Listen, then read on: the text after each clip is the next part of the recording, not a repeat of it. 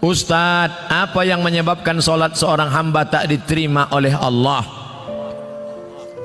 Irji ila salatika fa innaka lam tusalli. Ulangi solatmu karena solatmu batal. Diulanginya lagi. Irji ila salatika fa innaka lam tusalli. Ulangi lagi solatmu karena solatmu batal. Diulanginya lagi. Irji ila salatika. 3 kali ulang. Kenapa solatnya disuruh ulang sampai 3 kali? Karena tidak ada tuma'ninah. Idza aqamta, kalau tegak, hatta tatma'inna qa'iman, tegak. Kalau ruku, hatta tatma'inna raki'an. Subhana rabbiyal azim, subhana rabbiyal azim, subhana rabbiyal azim, subhana rabbiyal azim wa bihamdih. Kalau sujud sampai tuma'ninah. Kalau salat di Masjid Baitur Rahmah pasti tuma'ninah, karena imamnya yang biasa orang tak tuma'ninah, salat sendiri macam bambu di hembus angin. Allah Allah Allah Allah Allah Allah Allah Allah Allah. Selesai. Maka solat berjamaah. Alhamdulillah, adik-adik mahasiswa-mahasiswi Baitur Rahmah pasti solatnya ada tumakninah karena solat berjamaah bersama imam. 2 yang menyebabkan solat batal. La solat, sah solat liman lam yaqra bi fatihatil kitab. Fatihahnya tak betul. Fatihah rukun solat, luruskan. Bismillahirrahmanirrahim. Alhamdulillahi rabbil alamin. Arrahmanirrahim. Maliki yaumiddin. Iyyaka na'budu wa iyyaka nasta'in. Ihdinas siratal mustaqim. Siratal ladzina an'amta 'alaihim ghairil maghdubi 'alaihim waladdallin. Amin. Betulkan Fatihah. Ngaji Iqra, ngaji Iqra. Seandainya tak ada ulama dari Minangkabau, mungkin saya tak pandai membaca Quran. Jadi Ustadz dulu ngaji sama siapa?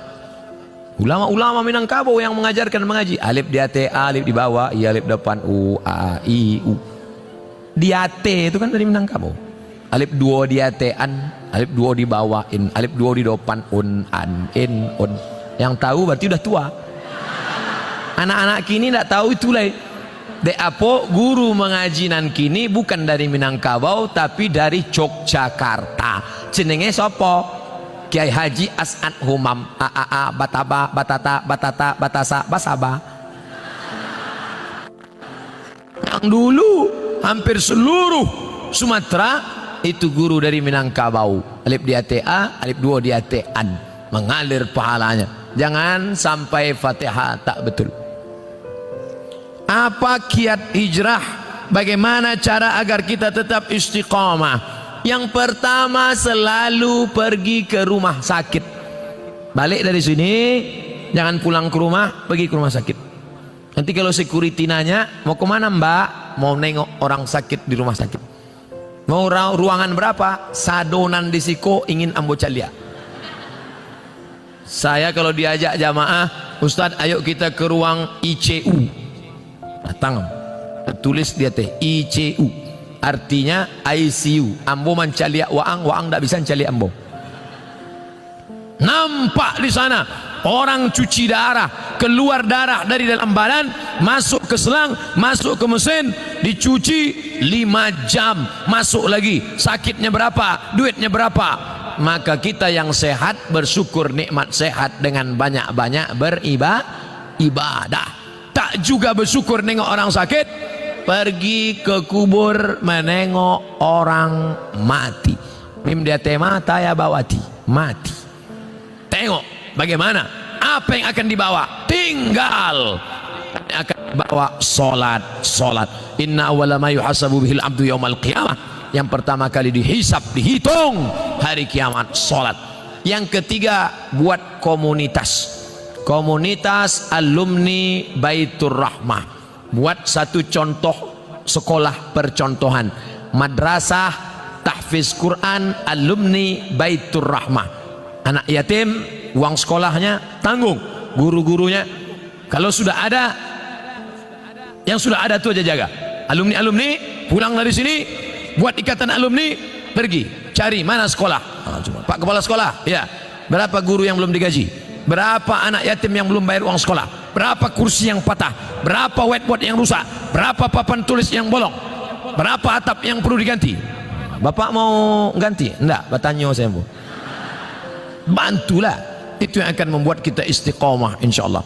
Saya sebelum datang ke Kota Padang, kami tidak dari Payakumbuh. Padahal kalau dekat dari Pekanbaru dekat Payakumbuh, tapi kami mutar ke Indragiri Hulu, masuk ke Kuantan Singingi. Kenapa?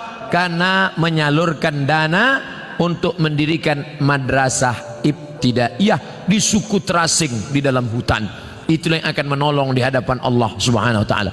Nah, jadi adik-adik, kawan-kawan, sahabat-sahabat, buat komunitas. Saya banyak ceramah ke tempat-tempat, bertemu dengan komunitas. Ustaz Somad, kami dari komunitas apa namanya? Komunitas Jombloan Sejati. Ustaz, kami dari komunitas apa namanya? Komunitas Pensiunan Perusahaan Minyak. Oh, ini apa? Komunitas Mantan Tatu-Tatu. Isinya orang nan batatu sadis. Waduh, tatunya ular kobra.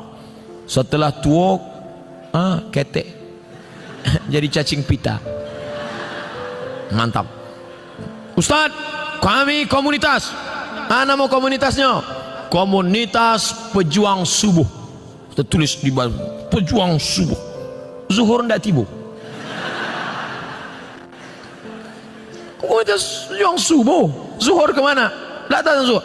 Masjid lain Pak Ustaz. Oh.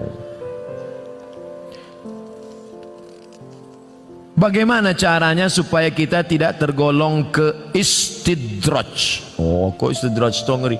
Istidraj iko bahasa singkatnya tasase di jalan nan luri. Banyak orang sesat di jalan berbelok, tapi ini ndak, sesat di jalan yang lurus. Nampaknya dia lurus, tapi sebenarnya sedang sesat. Na'udzubillah. Banyak hartanya, mewah hidupnya, tapi ternyata sedang dimainkan Allah Ta'ala dengan istidraj. Kita banyak salah sangka. Ustaz, saya dulu sebelum pengajian hidup saya enak Pak Ustaz, tapi setelah dengar pengajian Ustaz, begitu pulang helm basah, begitu pulang motor hilang, begitu pulang anak sakit. Sesungguhnya Allah sudah sayang kepada engkau, dihapusnya dosa-dosamu. Amin. Yang paling mengerikan adalah sholat tak pernah, puasa tak pernah, sedekah tak pernah, tapi hidupnya lancar-lancar saja. Itu namanya istidraj. Tetangga saya Pak Ustaz tak pakai jilbab, sholat tak pernah, puasa tak pernah, hidupnya lancar, rumahnya besar, mobilnya besar, bininya besar. Itu namanya istidraj. Sanastajrijuhum min haitsu la ya'lamun. Kami mainkan mereka dengan istidraj. Kami mainkan mereka karena mereka mempermainkan Allah. Mereka sangka Allah lalai, mereka sangka Allah lupa. Tidak, Allah sedang memainkan engkau dengan istidraj. Jadi caranya biar sadar, introspeksi diri. Ngapa aku begini? Kalau terasa salah, istighfar, mohon ampun kepada Allah Subhanahu wa taala. Semoga Allah mempertemukan kita semua di surga nanti bersama para nabi dan orang soleh. Amin. Sampai saya ke surga, saya tengok surga kosong, embus surang saya isi. Bertanya malaikat, mana jamaah Baitur Rahmah? Mereka VVIP. Rupanya ambo kelas ekonomi. Apa ndak VVIP? Solat tarawihnya 1 juz, solat berjamaahnya ndak tinggal. Di dalam masjidnya khusyuk, saking kan khusyuknya sampai terlalu. Masjid lain orang kepanasan, jadi tenang, sejuk. Khotib berapi-api, dia berair-air. Mimbarnya tinggi, Masjid Baitur Rahmah Padang, naik ke atas. Hanya saja saya sarankan kalau sholat di Masjid Baitur Rahmah, tolong tatapan matanya supaya ke tempat sujud. Jangan mentengok ke atas, karena di sini kaligrafi banyak. Rancak mana kaligrafi? Khusyuk, jaga. Apa hukum seorang istri yang taat beribadah, rajin puasa, tapi bicara pada suaminya suaranya keras? Memang setelannya begitu. Memang kareh suaranya. Coba periksakan, mungkin jonya pakak.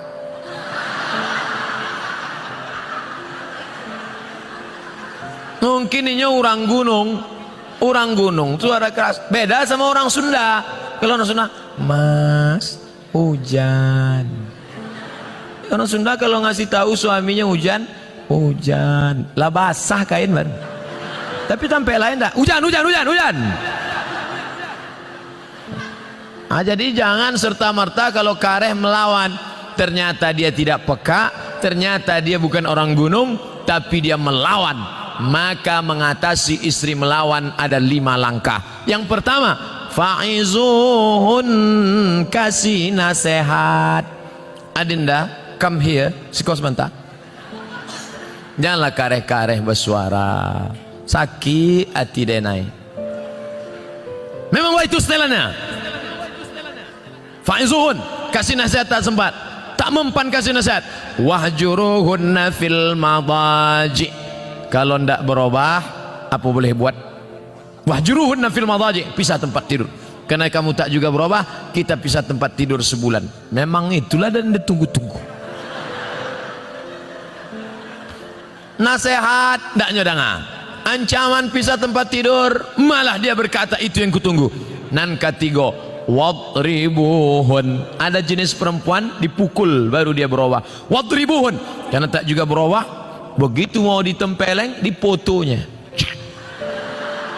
diuploadnya ke Instagram. Teganya. Tak bisa. Pukul sekarang tak bisa. KDRT, kekerasan dalam rumah tangga. Tak juga bisa. Yang kelima, maka jatuh. Ada satu surat dalam Quran namanya tolak. Mediasi dulu, bukan langsung. Jadi bukan mentang-mentang kasar. Ini banyak laki-laki sikit-sikit, talak 100. Enak aja. Ingat, laki-laki yang pemarah langsung lewat talak 100, talak 1000, jatuhnya 3. Kalau sudah jatuh talak 3, tidak bisa menikah sebelum istri itu menikah lagi dengan laki-laki lain. Dan jangan lupa, orang yang sudah menjatuhkan talak 3, tidak ada yang lebih cantik daripada jelo. Apa itu jelo? Jandolamu. Waspadalah. Maka hati-hati. Langkah yang keempat, fab'atsu hakaman min ahlihi wa hakaman min ahliha. Panggil keluarga laki-laki, panggil keluarga perempuan, nenek mama, panggil semua, panggil pula wali, duduk. Ini harus mediasi. Apa judul tema mediasinya? Mau dibawa kemana hubungan ini? Tak juga mempan. Barulah yang kelima, itu langkah sudah mentok tak ada lagi. Puncak barulah tolak. Karena kau tak juga berubah, kau melawan, kau emosi, akhirnya jatuh talak 1 pun masih bisa rujuk 3 bulan. Gimana? Sudah jatuh? Alah, macam itu 10 aku dapat. Bulan 1 gimana? Bulan kedua 5 dapat, mulai turun harga. Bulan terakhir aku mau rujuk, masih bisa rujuk. Kalau sampai 3 bulan tidak rujuk, habis, putus. Setelah bulan keempat baru mau rujuk, bisa lagi rujuk, tapi pakai akad baru. Mempelai laki-laki, mempelai perempuan, ada mahar, ada ijab, ada qabul, ada wali, ada saksi 2 orang. Aku nikahkan engkau dengan anakku dengan mahar sebentuk cincin emas tunai sah. Itulah namanya pengantin baru stok lamo.